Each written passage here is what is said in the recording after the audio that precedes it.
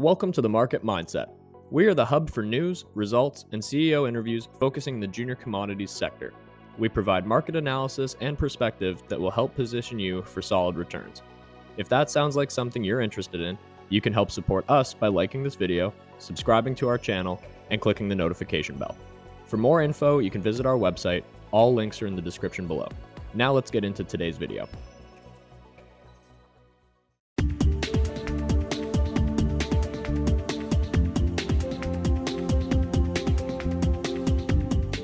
Good morning, everyone. Welcome to the show, The Market Mindset. We're catching up with Derek Macpherson, President and CEO of Gold79 Mining.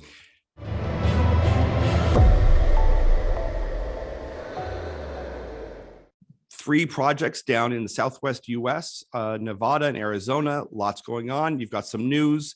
You're actually down in Tonopah right now. Derek, how are you? I'm good. I've been on the road quite a bit. We're out at VRIC. That's where we caught up a little bit there, and then speaking to the investors that were there, and then now I'm down in Tonopah. Just spent yesterday visiting our Jefferson Canyon project.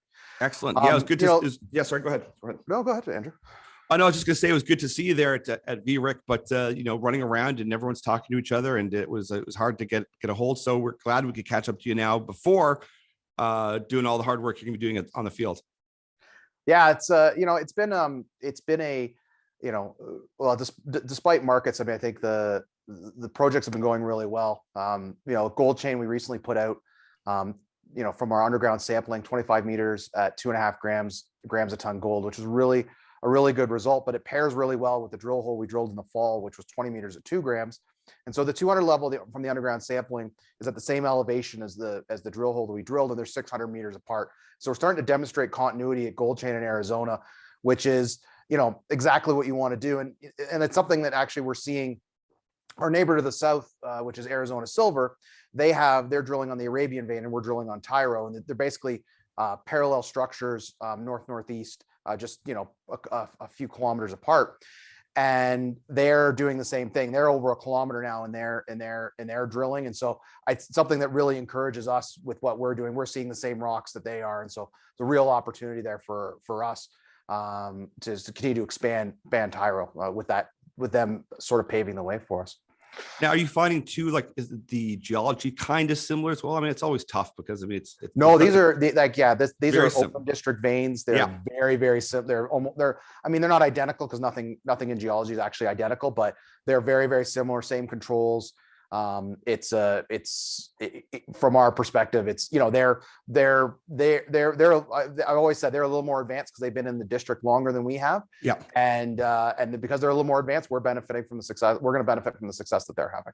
And maybe just kind of for the subscribers, just to give us a quick recap as to the situation with you guys, because it's unique and it's different. Because you had economic grades that were viable before kind of the new news here, but also just why you guys, in a nutshell, are in a unique situation, not only because of the area, but also what you're finding. Yeah. So, I mean, the key thing for us is that what Gold79 is it's a company that is what I would call advanced exploration, but we trade like a greenfield exploration company, at a give or take a $7 to $10 million market cap. Market isn't giving a lot of credit for what's happened. All of our projects have 100 plus drill holes in them, all 3 of them. All of them have returned economic grades in drilling in those 100 plus holes. And so, we're not chasing an interesting looking anomaly. We've done that kind of work, but we've got, someone has put at our project, someone has put economic grades in a box already. And so now we're just trying to put that together into a resource. With Gold Chain, we've got the geology sticks out of the ground. TYRO in particular, there's a slot mine there from the 80s. It's if you look at our website and look at the pictures from TYRO, there's no confusion as to what we're chasing there.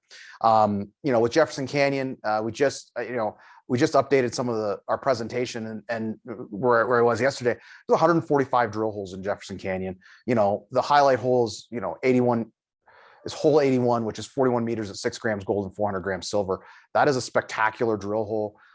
And we're a long way down the permitting process there. And so, we expect to be drilling Jefferson Canyon this summer. And Tip Top is the same. It just happens to be the third project in a small company, and so we haven't done as much work on it, so it hasn't seen the same news flow as the other two projects. But it's from that perspective, from a valuation perspective, obviously where we are in the market is where we are in the market. But I think there's a real opportunity for investors to get exposure across multiple projects at a really discounted price.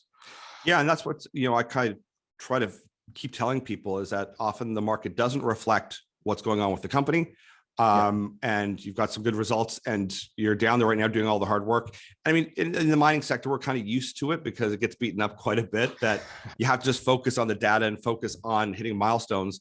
So we have, I guess, maybe are kind of a bit more rugged and used to the downturns, whereas the rest of the world is a little bit shell shocked by what's happening. But it's a good time to be able to be gathering so much data, and also for people that are reevaluating their whole portfolios and seeing that we really need mining. It's critical towards the whole green revolution.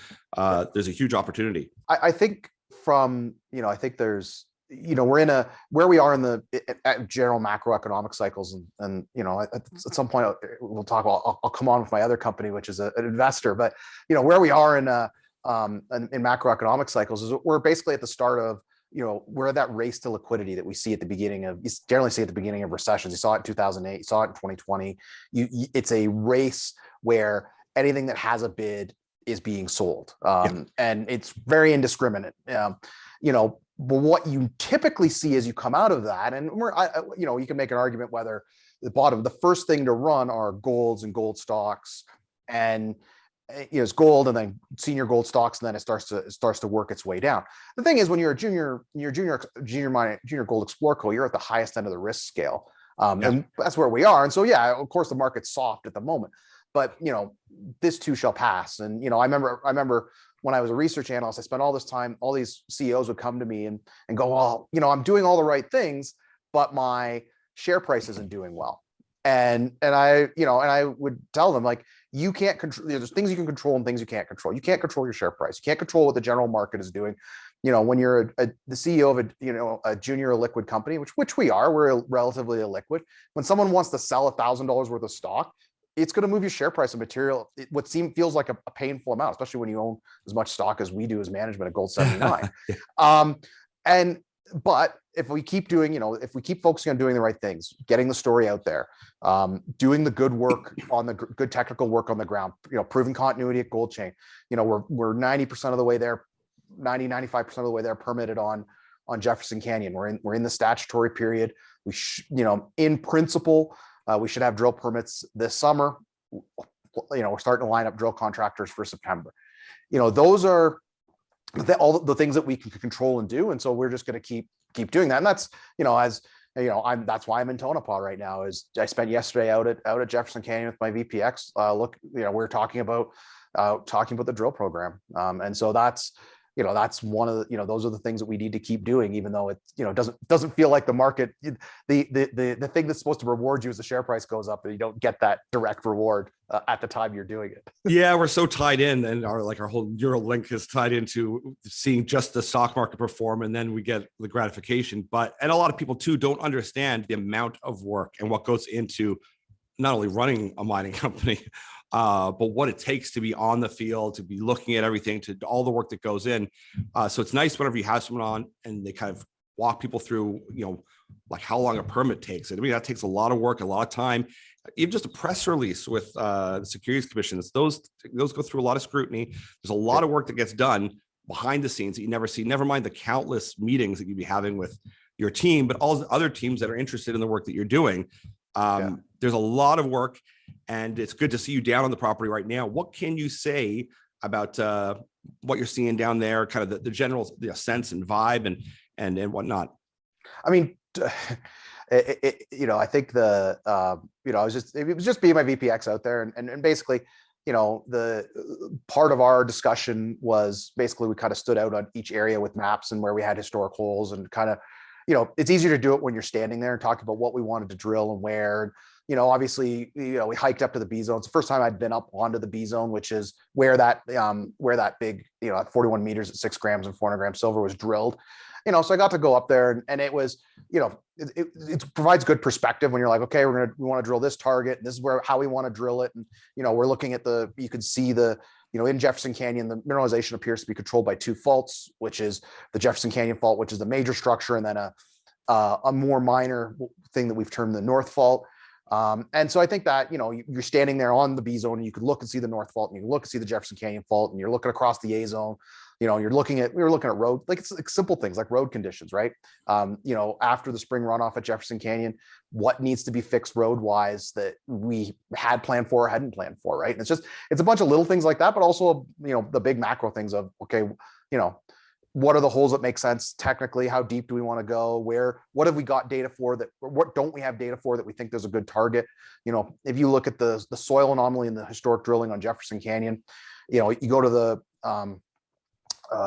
west along the Jefferson Canyon Fault. It's wide open, great big soil anomaly out there that was never tested before. So we're going to go out and test that. There's up to the north. There's a soil anomaly, only has a couple drill holes in it, needs to get tested. We've got pads, we're permitting pads out there. And then, obviously we want to go back to we want to go back to the heart of the deposits as well, where we've got all this data, but no physical evidence of drilling. So no core, no chips, and drill those, and put some holes there as well to get some information, right?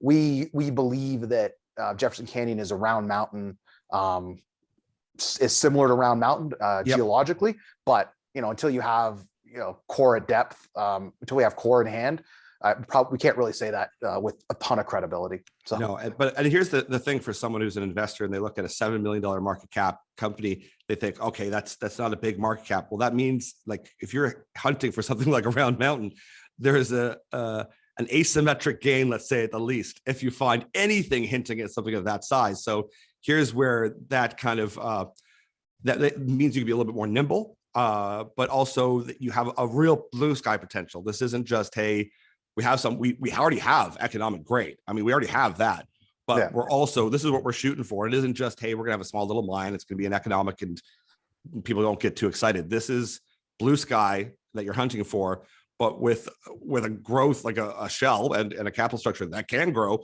and has the potential, if you start getting some of the data that you think is there to put together. Yeah, absolutely. I think that's the opportunity, right? For those, we have some long suffering shareholders who have been waiting for those drill holes at Jefferson Canyon that we're going to have to, that's what we're there for. Cause that's what the opportunity is. It's why I got involved with the company initially. Frankly, the gold chain has turned into something that I think has real potential as well, but it was sort of I got involved because of Jefferson Canyon and the potential it had. And then as we started to put together gold chain over the last year, we were like, oh, we have 2 on our hands. Right. Yeah. And Tip Top is, not to discount Tip Top, but you're a small team, three is a lot. So it is a lot. I mean, if you've got 2, I mean, that's great. I mean, it's more than enough, especially when you're getting good hints and good data. And I think that's another thing that sets us apart from our exploration stage peers in the Southwest US, is that we do have multiple projects, and we can be drilling, funds permitting, we can be drilling year round at all those projects. And if we don't have exploration success at one, we still have the other one, which is, a lot of most junior explorers are one asset focused. And I think that has its advantages and disadvantages. It's advantageous for shareholders because it allows you to tell a simpler story to shareholders. And people understand the story a little bit easier. It's a little bit easier to understand. But I think the disadvantage is that one bad drill campaign and all of a sudden the project's a write-off, and what do you do next? Yes. And I think for us, that's where that's what sets us apart from a lot of our, besides the economic grades and the multiple, and those things, but it's that we have 2 really good projects that have, potential to be mines. And I think that's what can move the needle for investors. So just as a bit of a recap for a generalist who's maybe gotten hurt a little bit on the general, like their ETFs or their funds and whatnot that hold FANG and they're down a whack, and they're saying, okay, I need to consider some I need some growth and I need to reconsider some things. What are some of the milestones they can keep you to? You know, you've told us a whole whack of things that you're working on. And I know you put out just weeks ago or even a month ago, kind of your milestones. What's someone right now, short term, they can go, okay, let's see if Derek hits these milestones that they're talking about and start following. Yeah. So from a milestones perspective, we did work a gold chain in the spring, and so we're waiting for some of that data to come out. So we did some sampling and mapping at Sheep Trail, which is a set of patented claims we bought in January. Those patented claims, you know, and those are some high grade. We bought it because there was high grade samples at surface, so that's, you know, we were waiting for those results. The other thing we did is we flew property-wide geophysics at Gold Chain, and that's more to understand while the core of the project, the patents that we really like, stick out of the ground, and so it's easy to map the geology and it's not as conceptual.